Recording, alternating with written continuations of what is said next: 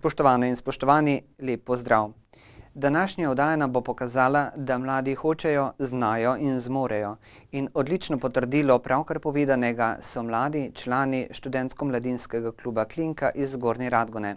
Z nami je danes namestnica predsednice kluba Ines Wolf. Ines, pozdravljeni in dobrodošli. Lep pozdrav tudi vam.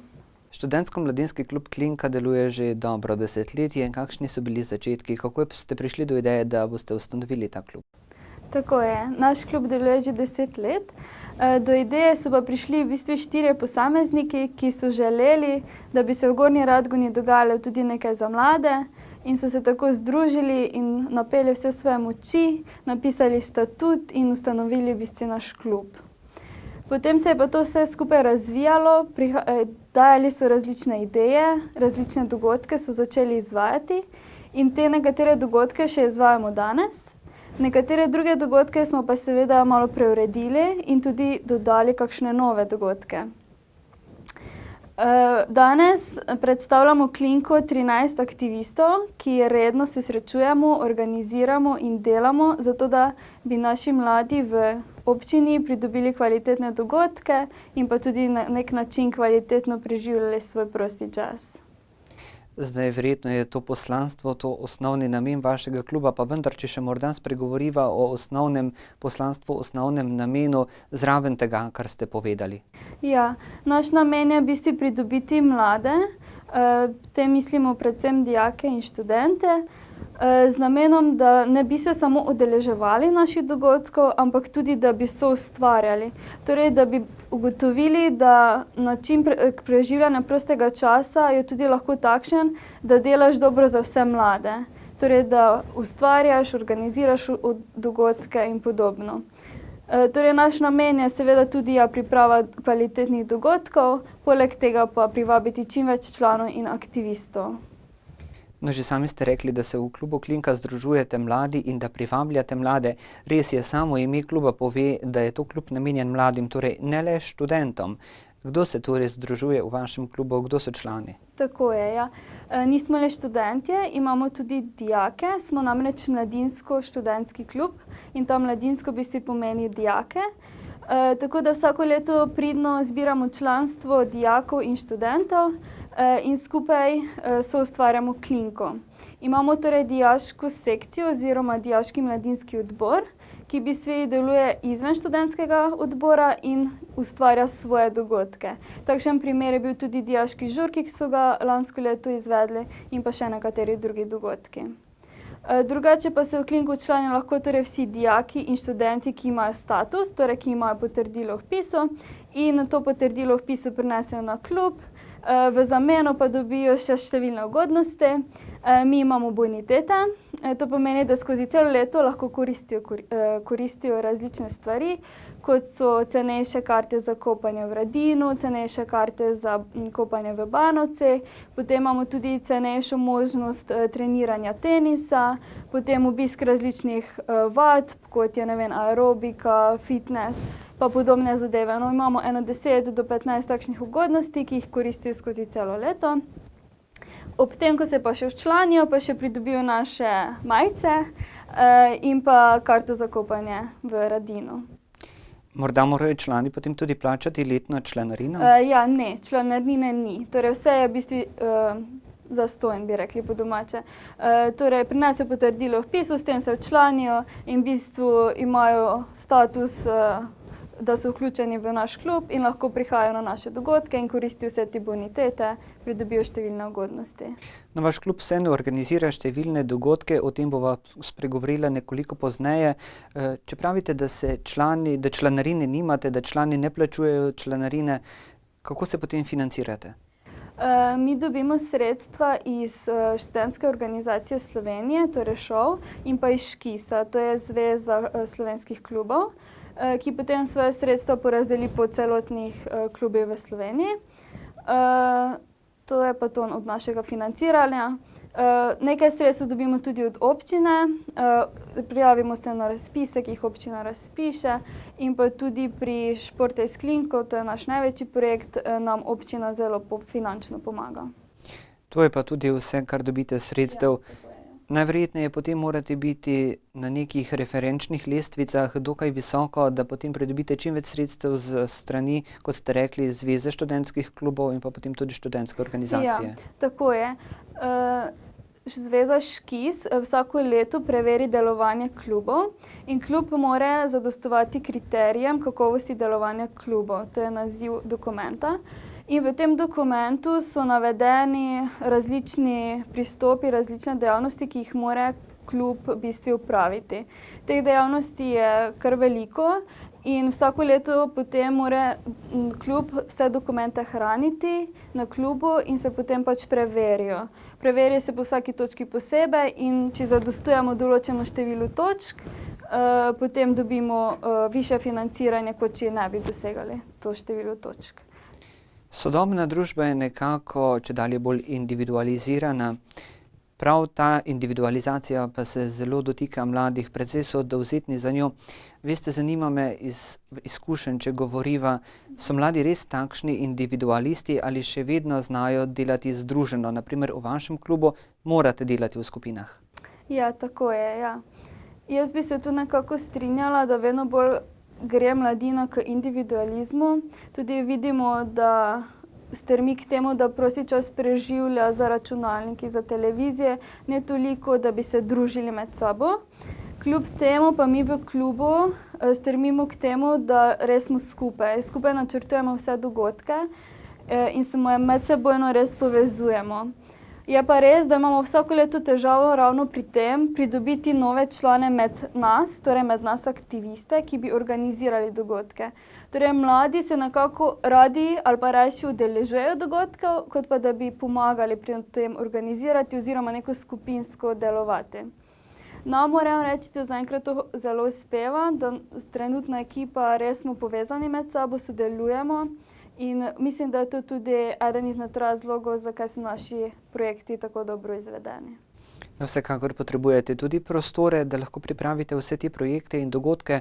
Trenutno imate svoje prostore v Gornji Radgoni. Ste zadovoljni z njimi ali so zaradi vaših številnih aktivnosti že malo tesni? Ja, tako je, ja. Trenutno še imamo prostore v Gornji Radgoni, ampak kmalu se selimo, že z novembrom. Tako da smo pridobili oziroma upamo, da smo bili uspešni na razpisu od občine in bomo dobili občinske prostore, kar čakamo še potrditev. In tako bomo se konec novembra selili, ja. Torej, naši prostori do zdaj so res ustrezni, smo zadovoljni z njimi, vendar smo se za občinske prostore odločili zaradi finančnega vidika. S tem pač prišparamo in na tak način lahko nek nov dogodek izpeljemo ali pa vložimo več financ v nek obstoječi dogodek, kar nam pomeni več kot do sedaj na pisarno in tako si bomo uredili novo pisarno. No, večkrat ste že omenili domačo občino. Kakšno je sicer sodelovanje z Gornjeradgonsko občino, z Gornjeradgonskim županom, pa seveda tudi z ostalimi občinami na področju upravne enote Gornje Radgone, namreč deluje vaš klub? Tako je. Naš klub deluje na območju upravne enote Gornja Radgona, torej občin Radenci, Apače, Gornja Radgona in pa Sveti Jurij ob Ščavnici. Ja, največ sodelujemo z občino Gornja Radgona, največ sredstev pridobimo iz te občine in pa tudi za kakšne prireditve, ko prijavljamo, sodelujemo z občino Gornja Radgona, ker ti večino dogodkov se dogaja v občini Gornja Radgona. Z ostalih občin pa tudi se prijavljamo na kakšne razpise, dobimo kakšna sponzorska sredstva, ne sodelujemo pa tako pogosto, no. To bi si mi želeli, želimo, da bi prišli izven samega centra Gornje Radgone in bi delovali na celotni upravni enoti, ampak zaenkrat smo še res bolj stacionirani prav v Gornji Radgoni. Zakaj menite, da je temu tako? Malo je težko, no. Malo s financami, potem tudi prostore gledamo. Naprimer za fašenk je idealni prostor na sejmišču, tako da tega dogodka nekako ne bi selili. Potem športanje spet idealen stadion. Potem ostali manjši, ki jih imamo, pa tudi Mladinski center Gornja Radgona nam res omogoča kvalitetno izvedbo dogodkov, tako da smo nekako se stacionirali tam, ne. Zdaj je pa res vsako leto razmišljamo, kako bi lahko, da bi se razširili še v druga mesta oziroma upravne enote. Pa se boste? Ja, namen je, zdaj bomo pa videli, če bomo lahko izvedli, tudi z finančnega vidika seveda. Govorila sva že nekaj o sodelovanju z občino, potem tudi mladinskim klubom. Kaj pa sodelovanje čez mejo?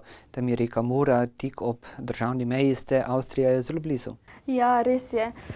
Sodelujemo z mladimi tudi iz Avstrije, tudi naši člani so lahko študentje, ki študirajo v Avstriji oziroma Avstrijci. Je pa tako, da nekih dogodkov tam posebej ne izvajamo.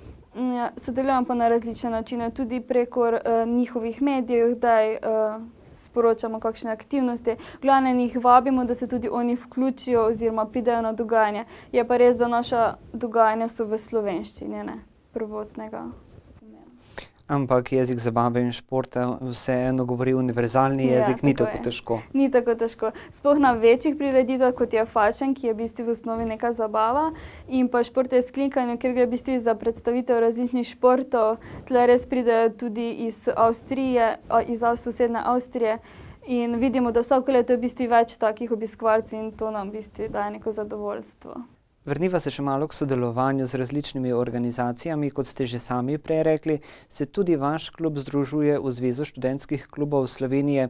Pa me zanima, kakšno je to sodelovanje? Porodi kakšno vzajemno korist? Ja, porodi tudi vzajemno korist, bi lahko rekla. Zveza Škiz, bom kar tako skrajšano rekla, v bistvu nam nudi številna izobraževanja, predvsem za aktiviste, da se izobražujemo, da lahko potem kvalitetneje delamo svoje dogodke. Prav tako naše klube predstavi širše, predstavi na ministrstvu, predstavi v šovu in se tako zavzema za naše pravice. Prav tako pa, kot sem menila, tudi ocenjuje delovanje klubov in nam v bistvu s tem daje povratno informacijo, kaj še lahko izboljšamo, kje smo že odlični in podobno. Tako da sodelovanje z njimi se mi zdi koristno in ustrezno. No, da se ne bova preveč odmaknila od nekakšnih osnovnih poslanstev vašega kluba, to je povezovanje, druženje mladih, bova morda se vrnila k temu, da organizirate precej prireditev. Najbolj znani ste po Športa je sklinko. Odkot ideja za ta enodnevni ekstremni dogodek? Pravijo, da je to največji enodnevni športni dogodek v Pomurju. Ja, res je zelo velik dogodek. Vsako leto je vedno več obiskovalcev, na kar smo izredno ponosni. Sama ideja pa je že kar precej let nazaj nastala. V bistvu videli smo, da mladi tudi nekako vedno manj športajo oziroma se ukvarjajo s športom. Tudi ne poznajo toliko športov, ki dejansko so v našem okolišu in se bi jih lahko udejstvili. In tako je pač v bistvu stala ideja, dajmo jim malo pokazati, kaj lahko sploh počnejo v Gornji Radgoni oziroma v Pomurju. In potem smo še prišli na idejo, dajmo še to neko ekstremnega, ne? Da bo še bolj zanimivo. Še mogoče za tiste, ki jih zanima ekstremni šport. In potem smo vsako leto stremimo k temu, da tudi privabimo kakšnega športnika, ki se pač ukvarja z ekstremnim športom in potem to predstavimo mladim. Letos je to bil Peter Podlunšek. Kdo so bili njegovi predhodniki? Torej pred Podlunškom so bili številni drugi ekstremni športniki, med drugim tudi zelo znani Rok Bagaroš. Športa je sklinko ste vsekakor izvedli tudi letos, kot sva že dejala. Kako ste bili zadovoljni oziroma kako ste zadovoljni z letošnjo prireditvijo? Jaz moram reči, da smo zelo zadovoljni. V bistvu smo naredili eno stopničko višje, bi lahko rekla. Bilo je več obiskovalcev, v bistvu skoraj enkrat več kot prejšnjo leto. Prav tako smo prikazali številne nove športe, ki jih do sedaj še nismo. Katere morda? Imeli smo predstavitev Duncan Diversov, torej košarkaško predstavitev. Potem smo imeli ameriški nogomet. Imeli smo park drift, v bistvu predelane avtomobile. Imeli smo plezalno steno, potem fit aerobiko. Pa potem smo pa imeli še tudi tiste stalne, kot so odbojka, košarka, tenis, nogomet. Imeli smo pa letos tudi veliko pridobitev, to je paintball arena, kjer so se lahko pač obiskovalci preizkusili v paintballu. Drugače naša velika pridobitev tega projekta so tudi bili pokali, medalje in pa tek na Easy smo ga poimenovali. To v bistvu gre za nekakšen tek z ovirami.